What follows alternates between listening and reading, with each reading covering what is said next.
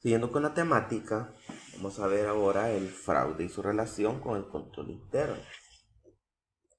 Para ello hay que partir de la consideración de que un buen y adecuado sistema de control interno no constituye la garantía de que no van a ocurrir las irregularidades que mencionamos en los temas anteriores.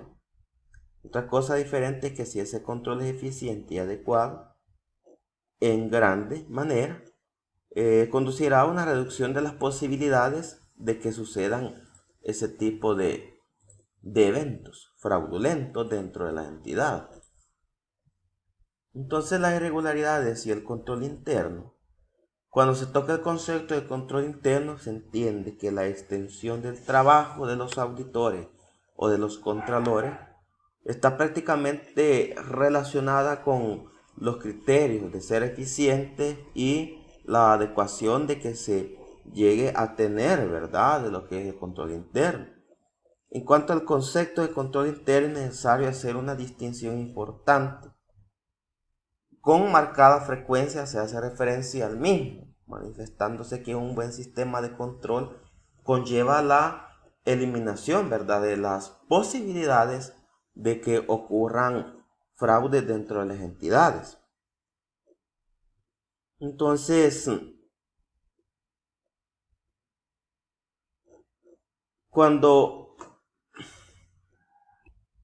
cuando en las empresas no se tiene un excelente control interno, cuando las políticas de control interno de las empresas son un tanto flojas, por decirlo así, existe la posibilidad de que los fraudes estén a la orden del día.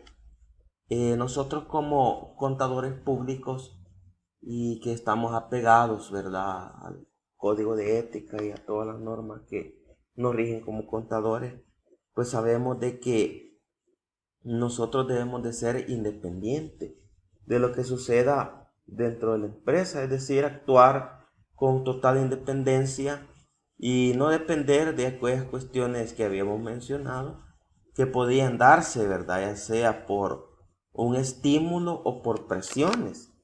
Si bien es cierto de que alguien puede tener suma necesidad de un empleo, pero no puede de alguna manera recurrir a ese tipo de presiones por el asunto de que debemos ser independientes, y la otra cuestión es que verse involucrado en un fraude como profesionales no es conveniente, pues sí, porque no le toca la cárcel.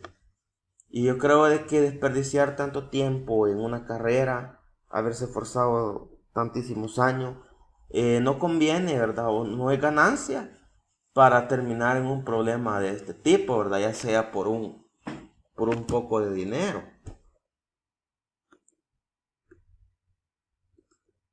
Las irregularidades respecto al control interno pueden graduarse y clasificarse en la siguiente forma. Irregularidades perpetuadas dentro del marco y alcance de un sistema de control interno. Aquellas efectuadas mediante manipulación o enredo de los sistemas y procedimientos de control interno. Las que son ejecutadas por niveles que se sitúan más allá del sistema de control interno.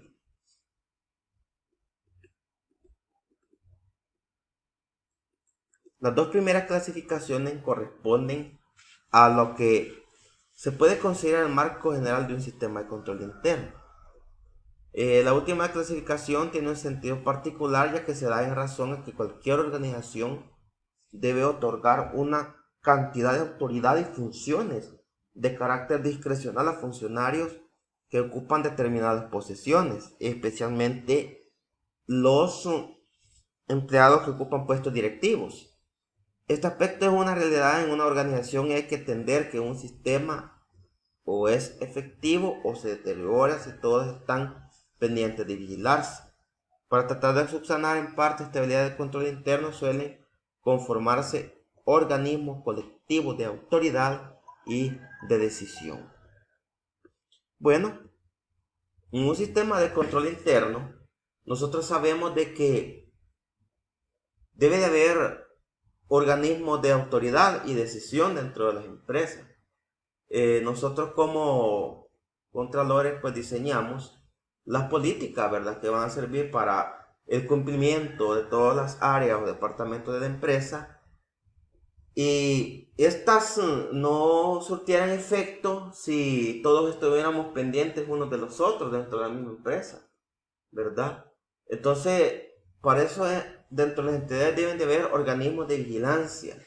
Por ejemplo, los comités de auditoría, que ahí está involucrado la parte de los accionistas, parte de junta directiva, el contralor o el auditor interno y algunos miembros, ¿verdad?, de los departamentos más importantes de la empresa. Ahora bien, no se puede como estar en una empresa que estamos ejerciendo la Contraloría y no hay un organismo de decisión, porque si nosotros queremos como controlar todas las operaciones o todas las funcionalidades de la empresa, y si no hay un órgano de dirección que sea la que emana todas las directrices, pues entonces nos vamos a estar vigilando unos a otros. Entonces, el fin de lo que es el sistema de control interno, lo que se persigue con el sistema de control interno, no daría su fruto, ¿verdad? Porque como no hay una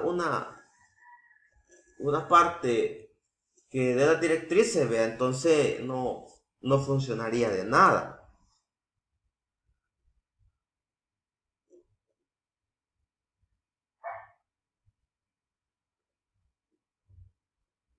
En el siguiente párrafo habla de la responsabilidad del auditor respecto al control interno. Una vez que el auditor ha concluido la revisión y evaluación del control interno, tiene o cuenta con una información importante que debe de suministrar al interesado. Los interesados son las juntas directivas o los accionistas. Tiene o cuenta con una información importante que debe suministrar al interesado. Es bien conocido que la responsabilidad por la implementación del control interno es de la empresa, lo mismo que su desarrollo y mantenimiento. Ahora bien, si bien es cierto que Contraloría hace su parte, pero a quien realmente le interesa que haya una excelente implementación y una evaluación y que vaya caminando excelentemente bien el control interno, es a la empresa, es a los accionistas, ¿verdad? Porque es el dinero de ellos. Lo mismo que su desarrollo y mantenimiento, lo que está diciendo aquí el texto, haciendo extracción de las responsabilidades legales que pueden imputársele en un momento determinado al auditor. Bueno, aquí ya está hablando, ¿verdad?, de que puede imputarse en algún momento determinado al contralor o al auditor algunas responsabilidades legales, ¿verdad?, de acuerdo a su proceder dentro de la entidad. Entonces, le incumbe el deber profesional de hacer conocer a su cliente los más importantes peligros presentes y potenciales del control interno, efectuando de una manera enérgica y enfática, conforme lo requieren las circunstancias. Bueno, el contralor debe de informar a la administración, ¿verdad?, sobre los peligros presentes y potenciales del control interno, las amenazas que hay dentro de la empresa para que no se pueda dar una excelente implementación y mantenimiento del control interno y de hecho una evaluación exitosa, ¿verdad? Entonces, la manera debe ser enérgica y enfática, es decir, tenemos que ir al grano, ¿verdad?, y hablar las cosas tal y como son, señalar las cosas tal y como son, conforme lo requieran las circunstancias. ¿Cuáles circunstancias? Hay circunstancias dentro de la empresa que pueden impedir la excelente implementación del sistema del control interno. ¿Cuáles pueden ser? Uno de los más grandes problemas son el conflicto de intereses. El conflicto del interés, de los intereses en las empresas, siempre ha sido algo que las pone en peligro y que pone en peligro todo el aparataje de control interno de la entidad. ¿Por qué razones? Porque el conflicto de intereses puede estar dentro de que es una junta directiva, los mandos gerenciales o los mismos accionistas, ¿verdad? Que un accionista quiera imponer su voluntad sobre los demás accionistas, que la junta directiva, por ejemplo, junta directiva que ha designado los socios, que esa junta directiva quiera poner sus intereses sobre el de los socios, ¿verdad? Entonces ese tipo de problemas, ese tipo de situaciones, ese tipo de circunstancias son las que son peligros reales, peligros presentes y que al futuro son muy potenciales para que el control interno no avance dentro de las entidades. En diversas oportunidades se han expuesto argumentaciones sobre las responsabilidades de los auditores respecto de informar a los clientes sobre el estado de efectividad y confianza de práctica y procedimientos de los controles internos detectados por él en la ejecución de su trabajo. Surge de aquí el hecho de que si el auditor ha realizado una revisión y evaluación del control interno, debe estar habilitado para expresar una opinión fundamentada, lógicamente. Y como lo dice ahí el texto, vea, lógicamente debe tener sumo cuidado al emitir su opinión sobre el control interno. Bueno, como es conocido por todos nosotros, hay un dictamen, ¿verdad?, donde se emite la opinión, ¿verdad? En el caso de Contraloría es un informe, donde también se emite una opinión. Entonces, si nosotros estamos conscientes de que el control interno dentro de la entidad ha sido eficiente y ha cumplido, ¿verdad?, con todos los planes, las pruebas de cumplimiento pues no han dado resultados graves, entonces podemos dar una opinión favorable, pero si no es así, no podemos expresar una opinión que sea favorable. El asunto es que nosotros debemos de expresar, lógicamente, una opinión bien fundamentada, no solo porque nos cuenten las cosas, sino porque nosotros hemos hecho pruebas de cumplimiento, hemos realizado cuestionarios, hemos revisado documentación, hemos hecho indagaciones, hemos hecho confirmaciones con proveedores, con clientes, con accionistas, con trabajadores. Es decir, una opinión bien fundamentada.